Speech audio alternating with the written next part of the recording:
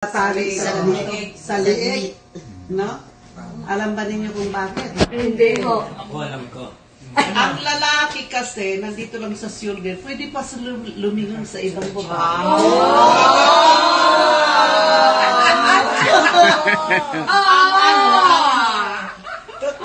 Ang babae nakatali na sa pamilya at sa asawa. They're stuck with us. Ayan, totoo yan. Ngayon, pag ang husband and wife nagkaanak na, itong mga buhol-buhol, mga problema, no? Itong mga buhol-buhol, nagiging nagkakaproblema. Kung Pinakamalaking buhol, pinakamalaking kung ikaw na babae, marami ka ng anak, kulang ka sa pag-ayos sa sarili, saan pupunta ang mister nyo? Maghanap ng iba. Kaya aral ito hindi ito talaga sa totohanan lang. Aral ito sa mga mag-asawa. No? Katulad nga ng kasal, dito ang babae sa liig. Ano? Ang lalaki dito lang. Pwede pa sila lumingon. Ang babae kung lumingon ka at marami kang anak at nakaditin, mabibigtin ka, no? Ngayon, pag bagong kasal kayo, lahat ng kasayahan nandoon. Pero pag nagkaroon na ng pamilya, andun na yung buhol-buhol. No? Andun yung buhol-buhol. Pag hindi kayo magpasensya sa isa't isa, hiwalay ang mangyayari. Pero ang pinagbuklod at pinagtali ng Diyos, hindi yun, kung pareho kayong sumasampalataya, hindi yun naghihiwalay. No? Ang pinagbuklod ng Diyos, hindi yun naghihiwalay. Kasi pinagbuklod kayo bilang isang katawan, ang dalawang katawan ay pinagsama na ng Diyos. Pero, may mga mag-asawa na punong-puno ng pride, kaya nauuwi sa divorce. No? Kaya yung for better, for worse, is sickness and health, hindi yun natutupad. Bakit? Sapagkat ang pride, hindi maiwanan. Kahit na ang puso nagmamahal pa, mas malaki ang pride, kaya naghihiwalay. Kaya ang aral sa mag-asawa, kung may problema, pangatawanan yung for better, for worse, there is no divorce. Yun ang lagi niyong tandaan dahil may pangako tayo sa harap ng altar na tinanggap ninyo ang isa't isa para magmahalan at magunawaan. Ano? Kaya walang iwanan. So mag-asawa, lalo na kasal sa simbahan, nangako kayo, number 1 sa Diyos, bago kayo pumirma ng kontrata ng marriage, nangako kayo sa Diyos. Iyon ay pangangatawan ninyo bilang mag-asawa. Kahit na anong problema, walang bundok na problema kung pag-uusapan. Walang gera ang mundo kung may peace talk at maganda ang pag-uusap. Ano? Ngayon, kaya ang Diyos nagbibigay ng katulad nitong si Blessed Mother, marami ang ano niya, marami ang pangalan niya. Sa Santa Fatima, Conversion of Sinners. Saan siya nagpakita? Sa mga bata. Bakit sa bata siya nagpakita, ang mahal na Birhen? Sapagkat ang mga bata, pure ang kanilang puso sa pagmamahal. Walang kasamang pagbibiro o pagkukunwari. Ngayon, dito pumupunta si Our Lady o itong mga buhol-buhol na problema, itong si Blessed Mother, kaya napunta yung undo the nuts. Ito. Ang mahal na Birhen sa Santa Lourdes, Health of the Sick.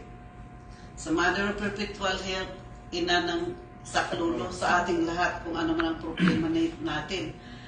Kung ano-anong pangalan ng mahal na Birhen, Our Lady of Guadalupe. Pero mahal na Birhen pa rin yun. bakit nagpapadala ang Diyos ng sa iba't ibang lugar para ipakilala ang mahal na Birhen? Sapagkat alam ng langit na tayong lahat may kanya-kanyang drama sa buhay. May kanya-kanya tayong mga pelikula. Either harapin natin ang totoo, itago natin yon, alam ng Diyos yun. Kaya ang aral sa gabing ito, huwag tayo maging hypocrite na, ay, wala akong problema. Ang asawa ko ang heel. Wala kayong ganun, ano? Mother, walang kumare. Ha? Walang kumare. Hindi ko alam yan. Ngayon, sa totoo lang, dapat natin pag-aralan ang ating obligasyon bilang nagmamahal sa asawa, sa mga anak, at nagmamahal bilang komunidad, mga anak ng Diyos. Tayo lahat, mga kapatid, tayo, magkakapatid tayo sa pananampalataya. Kaya, bakit kailangan na matutuhan natin ito? Sapagkat dito sa mundo, walang tao, walang problema. Kaya importante na tayong lahat matuto, magpatawad, tumanggap ng mga pagkakamali ng isa't isa. Dahil walang tao dito sa mundo na hindi nagkakamali. No? Kasi kung hindi ka na nagkakamali, ano pang ginagawa mo dito? Dapat nandun ka na sa heaven dahil bayad ka na eh. No? So, walang pamilya na perfecto, walang taong perfecto. Kaya nga tayo, ang Santo Rosario ilan? 10 Hail Mary, ang Our Father. At saka kung ating bibigkasin ng Our Father, bigyan mo ng buhay. Bigyan mo ng buhay sapagkat kaninong salita yan? Unang-una, ang nagpigkas niyan ay ang Panginoong Jesucristo. Kaya kung bigkasin ng Our Father, bigyan ng buhay, bigyan ng feeling. Kasi, ang anumang patay na hindi kumikilos, wala. Ang anumang dasal na patay sa pananampalataya, wala doon ang buhay ni Kristo. Pero kung bibigyan mo ng buhay at attentive ka na sumunod sa boses ni Kristo, bibigyan mo ng buhay yun. Doon nagkakaroon ng buhay na kumikilos ang Panginoong Jesucristo at kanyang pangaral sa atin. Kahit ka pa naka-microphone, kung wala, hindi nakatanim sa puso mo, yung lip service lang, patay na pananampalataya yun. Kaya sa ating pagdarasal, bigyan natin ng buhay na huminga ang Panginoong Jesucristo sa bawat buhay ng ating pagdarasal. Para yung pagdarasal natin, makakatulong din sa iba, hindi lang sa'yo. No? So, kung talagang napakarami ng problema, ito si Mahal na Birhen, siya ang magtatanggal ng mga buhol-buhol na problema sa buhay natin. Lalo na sa mga anak. Dito sa States, ibang-iba ang growing up dito sa States. Very vocal sila sumagot sa magulang. Ang pera ng mga kabataan dito, kung nagtatrabaho na sila, pera lang nila. Ang pera ng magulang, gusto nila, pera rin nila. Di ba tama? Tama. Totoo itong sinasabi ko. Kaya kung tayo mga nananampalataya, nagtitiwala sa kakayahan, power of love ng Panginoon at pagpapatawad, hindi nating makakayanan na mapasahan ang pagiging magulang. Sapagkat, ang attitude ng kabataan ngayon iba kaysa noong unang panahon. Noong unang panahon, ang ating mga magulang, mga lula, tayo ang nag-aalaga. Walang rehab. Pero dito sa States talagang kaugalian na yan. Pag ang magulang o lula wala nang kayang itulong, nandun na sa rehab. Kung meron kang pag-aari, pag nakapirma ka na, doon ka na lang nakapark sa rehab. Katotohanan itong sinasabi ko. Kaya ito ngayon panggising ito sa atin. By the same token, kung ang mag-asawa naman ang isa may sakit at napapagod ng mag-alaga sa asawa, ipinapark na rin sa rehab. Ano? Pero nasaan doon ang love? Nasaan doon ang sinumpaan? For better, for worse. In sickness and health. Saan doon nakasaad sa sinumpaan ng isang mag-asawa na nangako sa altar ng Panginoon? Marami ang mga tao sa buong mundo na nagkakahiwalay dahil dyan. Pero kailangan ng husband and wife magtulungan, magdamayan, magmahalan up to the end. May mga iba, may sakit pa ang kanilang asawa, nasa rehab pa. Babae o lalaki. May kapalit na, hindi pa namamatay ang asawa. Totoo ito. Kaya sana huwag natin itong tularan. Isipin natin yung ating sinumpaan sa Diyos. You know? So, natapos tayo sa sa mga dito sa mga nakapuhol. So, ang mga anak, lalo na yung hindi na nagsisimba, na hindi mo maligawan ng anak mo na sumama sa iyo sa simbahan, ito ang patrona. No? Sa asawa, sa mga anak, sa mga kaibigan, na yung minahal mo ang kaibigan mo, tapos ulog-dasadin lang, nagsawar ang relationship ninyo dahil sa hindi pagkakaunawaan, ito ang patrona. Hayaan mo na ang mahal na Birhen, dahil siya ang talagang walang kasalanan, ang magtanggal ng mga buhol ng ating buhay. At kung meron kayong kasamaan ng loob, huwag ninyo yung yakapin. Ang gamot doon ay ipagdasalan at laging ipagdasal. Yun ang number 1. Kung alin pa yung pinakamahirap mong tanggapin, yun ang pinaka-number 1 mong idadasal. Number 1 mong idadasal. Sapagkat sa totoong buhay, they need your love. They need your prayer. Kaya, lagi ninyong alalahanin, huwag ninyong konsumihin ang sarili ninyo. Kung meron kayong hindi nakakasundo, o meron sa inyong naninira, don't entertain yung poison ng paninira. Just be thankful na dahil dyan sa paninira, you're striving to earn your heaven while you're still alive. Kaya, napakaganda. You know, I welcome all those things, all those negative things, I welcome them because it gives me the strong endurance to pray more. So, that is also the reason na you will be candidate one day to be saints in heaven. So, thank you all doon sa mga may negative atmosphere. Para sa akin, nagpapasalamat ako sa Diyos because God is love. I give them my love. I give every one of you my love. And I'm so happy tonight because si MC is here and her husband, si Doctor. I'm so happy, really. Welcome. I'm really happy. All the people that I met in this mission, when I meet them again, para akong nanalo sa luto. My heart is so joyful because we need each other. Walang tao na nabubuhay lang sa sarili. We need each other. We need our unified prayer.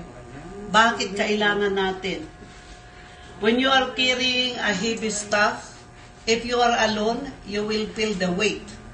But if every one of us lift up that heavy weight, magaan yun. So, diba, pag marami is more merrier. So, yun. Kaya sana tayo, hindi lang tayo dito sa mundo magkakasama. I wish one day in heaven, we will be also a prayer group. Yun ang wish ko lang, ano. So anyway, nasan yung panyo? Okay. Just for instance, halimbawa lang, kami ni halika dito, Sierra. Okay. Sheila, for instance, it could be your daughter, it could be your friend. Mahal na mahal ko ang anak ko, mahal na mahal ko ang friend ko. Come, Sheila. Tanggalin mo muna yan.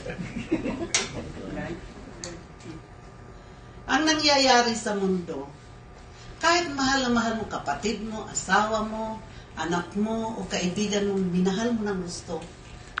Pag dumating ang disagreement, nangyayari is they become blindfolded. Yung pinagsamahan nawawala. So, ang nangyayari, halimbawa lang, so, yung pinagsamahan na napakatagal na minahal mo, halimbawa asawa mo minahal mo ng gusto, anak mo o kaibigan mo, minahal mo ng gusto, pinangalagaan mo ng maraming taon, maraming buwan, maraming araw na nagdaan. Pag nagkaroon ng misunderstanding, nagiging blind, all of those good na pinundar mo, na itinanim mo, nawawala. Bakit nagiging bulag? The main factors of that we become blind because of the pride. No? Hindi yung sabihin, hindi kita naintindihan. No, that's not the reason. The pride is so thick and they are so unwilling to connect and yung para magkasundo. Sino ang namamahay sa puso ng tao if they are so unwilling to communicate? Para kang punong kahoy na tinanggal mo yung branch and it will be dead forever.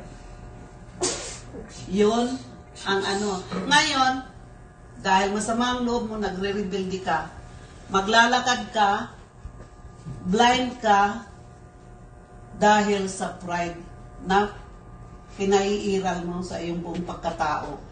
Ngayon, nasaan? Pinalayas mo ang banal na Espiritu na nagbigay ang God the Father kay Jesus para payagan at utusan ang banal na Espiritu na makasama natin. Pero dahil sa katigasan ng ulo, dahil sa pride, nawawala yung prinsip, nagiging bulag ang pananampalataya. Kaya itong tao na nagre-rebuild, nandun yung ugly atmosphere, nawawalan ng good manners and right conduct because kinikirid ang pride. Kaya ingatan natin ang pananampalataya na bulag sapagkat hindi mo nalalaman, buhay ka pa pala, nandun ka na sa impyerno, nandun ka na sa hell because your pride is so thick and you're so unwilling to recognize that. Yun ang dapat nating iwanan. Iwanan ang pride, alisin yun sa ating system sapagkat walang maidudulot yun. Nakakaawa ang soul mo. Kaya, Kaya kailangan talaga, huwag tayong maging blindfolded, maging blind, takpan ng mga mata sa katotohanan.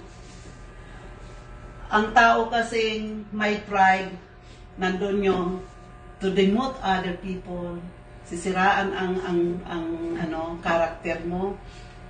Pero kung magigising lamang at ialay ang sarili, ang buong pagkatao sa pananaw ng Diyos, magigising ka. But you can only be awakened if you are willing to correct your error. No? Katulad ng may sakit. Even you are the best doctor. Kung hindi ma-diagnose ang sakit, they cannot give them the right medicine. No? Kaya ganun din ang ating mga attitude sa isa't isa. Always be aware na hindi naman yung tao na yun ang sinasaktan mo, kundi sarili nagbigay sa atin ng buhay ang Diyos. Kasi nakikita niya ang totoong movement mo. Kaya, don't be a bully to anyone. Huwag kang maging busybody sa kapwa. No? Ngayon, darating tayo sa alam kong nakita na ninyo ito noon. Kung ang ating pananampalataya kaaya-aya sa pananaw ng Diyos, ito ang stairway ng ating soul. Hagdanan ng ating kaligtasan. Karamihan ng tao, hindi ito naiisip. Ba't tatanungin ko ang bawat isa sa atin na nandito? Ang lifespan ng tao, ilang taon? Merong mahaba, merong maiksi lang. Ang Diyos, binigyan tayo ng maraming pagkakataon dahil mahal niya tayo. Yung mga desire ng ating mga kahilingan sa puso, nadidinig ng Diyos yan, nakikita yan. Ngayon gusto ng Diyos, masaya tayong lahat. Pero hindi nangangahulugan na yung mga biyaya ng Diyos, doon ka lang magdudwed. Kailangan hagdanan ng salvation ng soul natin. Pakaingatan natin ng gusto. Because that is our permanent home. Itong borrowed time natin dito sa mundo, ang anumang meron tayo, hindi natin ito maimpake to bring it with us. Sa buong katotohanan, 4x8 lang. Kahit anong laki mo, ang hukayin lang na paglalagakan ng katawan mo, kahit malaki ka pa, is parang isang plywood lang, 4x8. Kaya nga namang naimpok natin dito sa lupa, hindi natin dapat ipagmalaki sa kapwa. Sapagat all these things will be wiped away. Wala tayong madadala. Ang madadala lang natin kung gaano natin iningatan at pinangalagaan ng ating mga kaluluwa para tayo magkaroon ng reward sa ating buhay, sa buhay ni Kristo. Para tayo mapasama.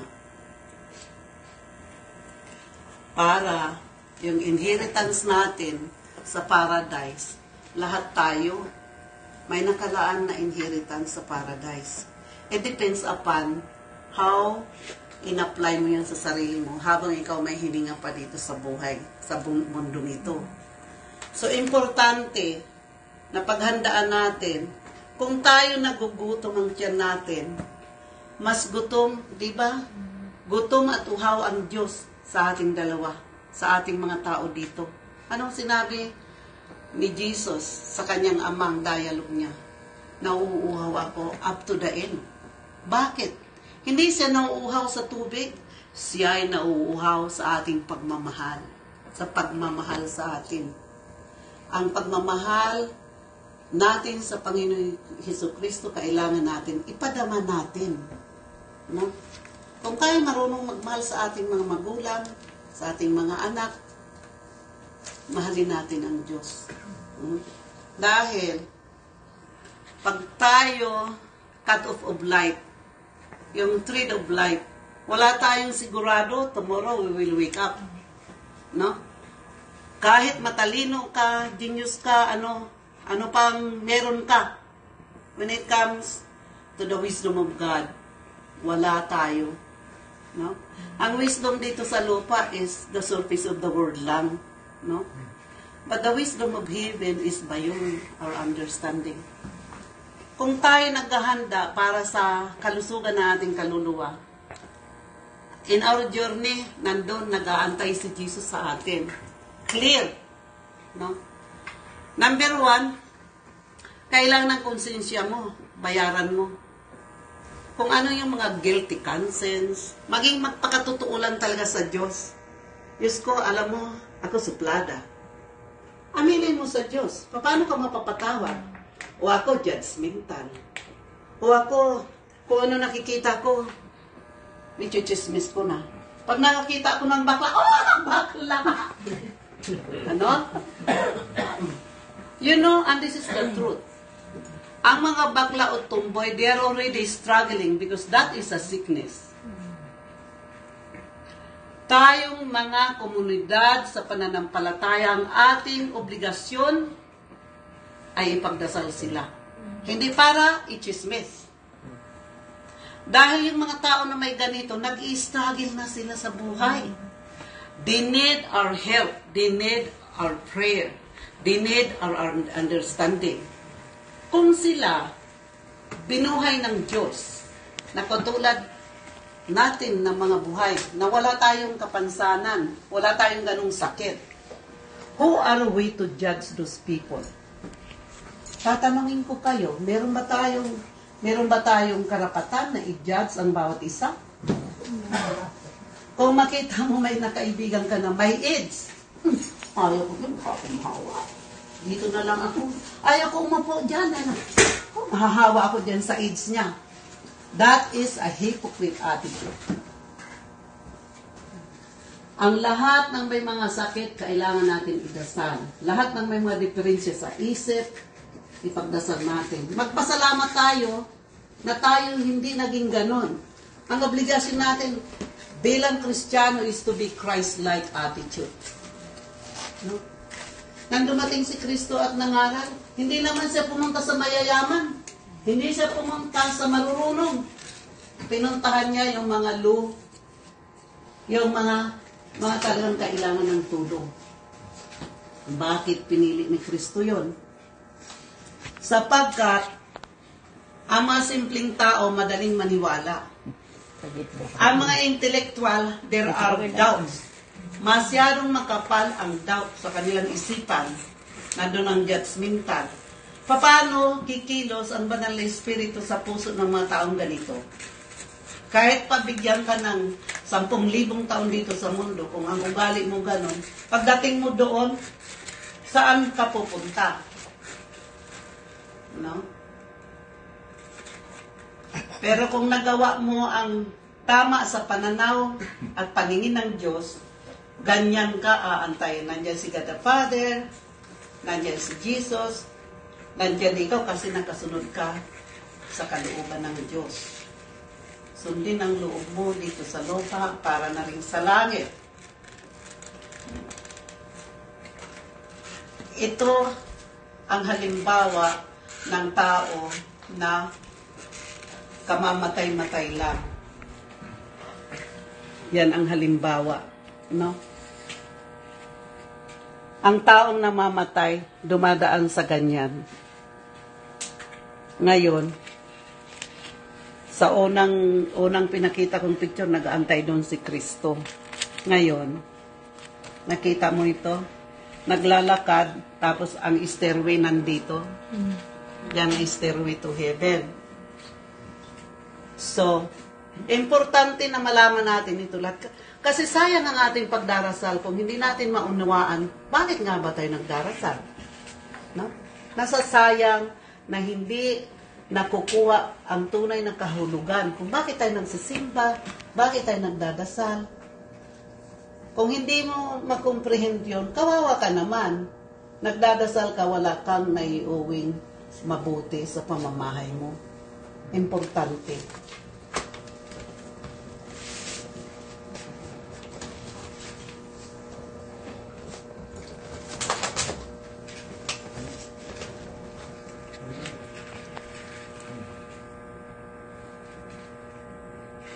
Tingnan mo. Ito ang picture. Nakikita mo? Nakikita ninyo? Ano? Ang picture na ito, makikita mo nandun si Jesus. Ito yung mga ang ano nito kung saan ka pupunta. Parang hotel, nag-check-in ka. Oh, ma'am, ang kwarto mo sa ganito, no? Ito ang i-designate pa lang kung saan ka pupunta. Kaya mamimili ka, saan ka pupunta? Saan ka i-destino? Sa hell ba o sa heaven? Saan yung gustong pumunta? Sa heaven. Oh, maganda. Walang may gustong pumunta sa hell. No? Pero dito pa lang sa mundo, habang buhay tayo, praktisin na natin ang mapunta tayo sa heaven. Ibig sabihin, huwag kang magmalaki sa kapwa mo. Ang anumang pangit na nakikita, huwag mong bigkasin. Huwag mong bibigkasin. Dahil, yon ang tools ni Taning. Nagdadasal ka nga, tapos ang lahat ng kapangitan nakikita mo, binibigkas mo. Hindi mo alam, hinihila ka na, papunta sa impyerno. No? Totoo lang. Ngayon, ayun ang tatanungin. Halimbawa, para kang nag-check-in sa hotel. O, i-designate na saan ka pupunta. Ano?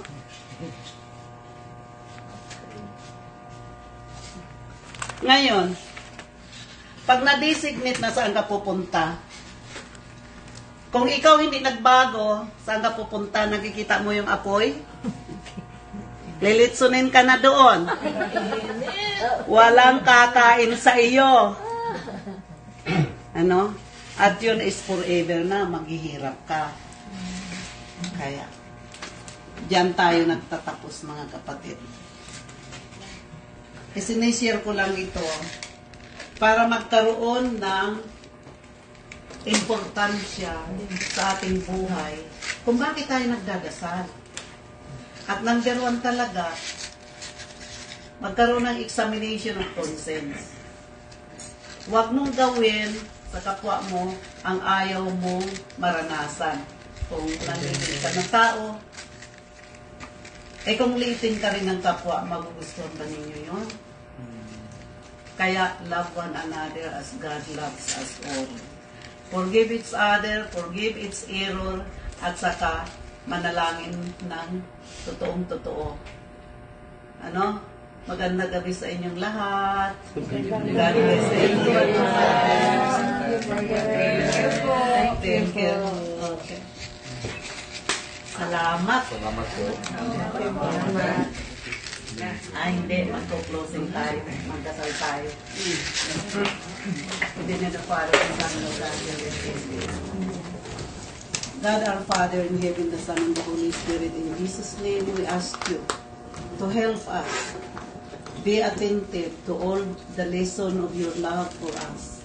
We ask you, Lord, to bless our children, all the children of the whole world, and all our prayer groups, Lord. Let us follow your will. In Jesus' name we pray. Our Father who art in heaven, hallowed be thy name. Thy kingdom come, thy will be done, on earth as it is in heaven. Give us this day our daily bread, and forgive us our trespasses, as we forgive those who trespass against us.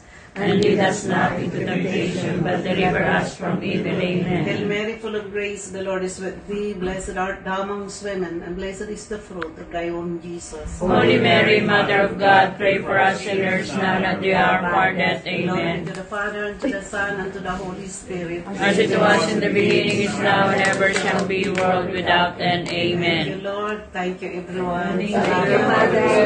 Thank you po. Thank you po. Thank you, Mother.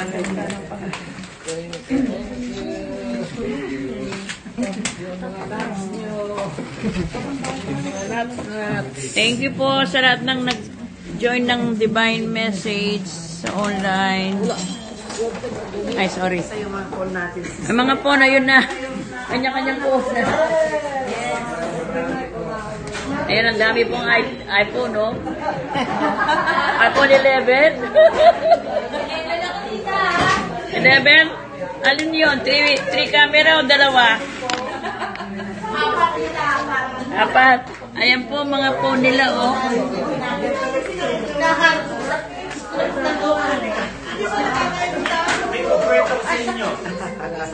Pahingi ako na. Yung pong phone nyo, kanya-kanyang kuha dito. Hindi ko na misole.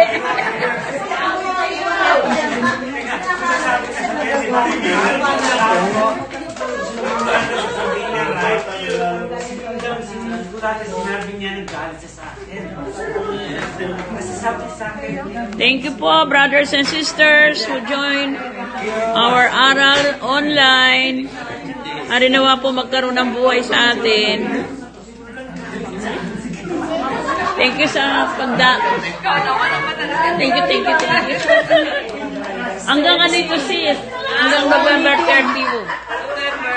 Until November 30 ang dasal gabi-gabi. Dadala ko lang sa yung schedule. Akala ni Sister Delia, gabi-gabi ito. Sabi ko, hindi, na yun lang. November lang. Itong aral, sinabi niya, hindi niya alam kung saan mag-aaral. Basta hindi niya alam bahay. Kaya walang announcement niyo, walang nakapost.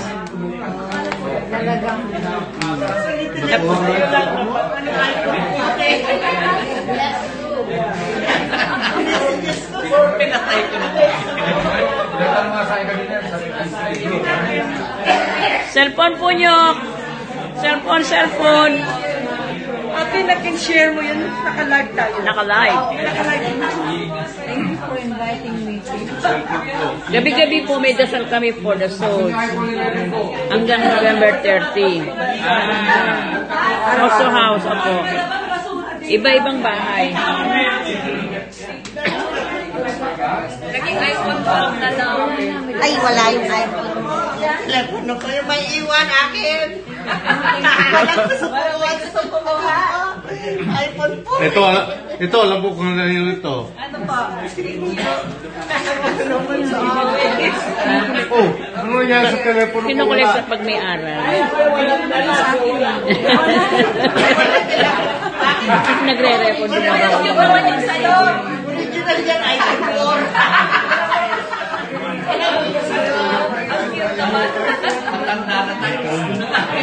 Kilala mo lamang record ko. Yung naman yung Thank you po. Thank you po. Thank you po.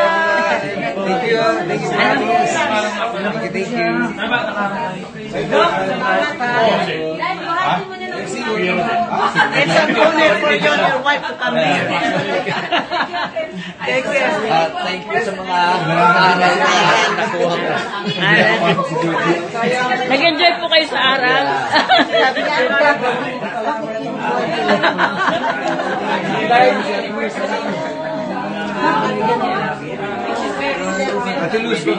Okay, bye-bye. Thank you. Thank you.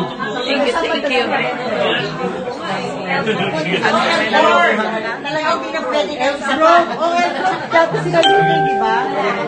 Okay, sumaran mo. Lagyan ng pagkakimanan ng mader. Kung ano ka lang mader. Hanggang sa kanila, sasakyan. Okay po. Good night, Mama Mary and Baby Jesus.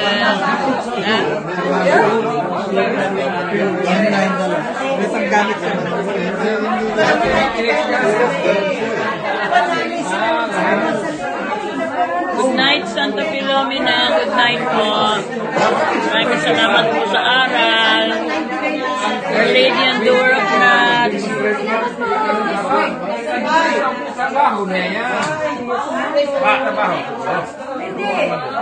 Diretso ka lang ng Sige po, magpapaalam na po kami. Good night. See you tomorrow at 7 o'clock. Prayer for the soul.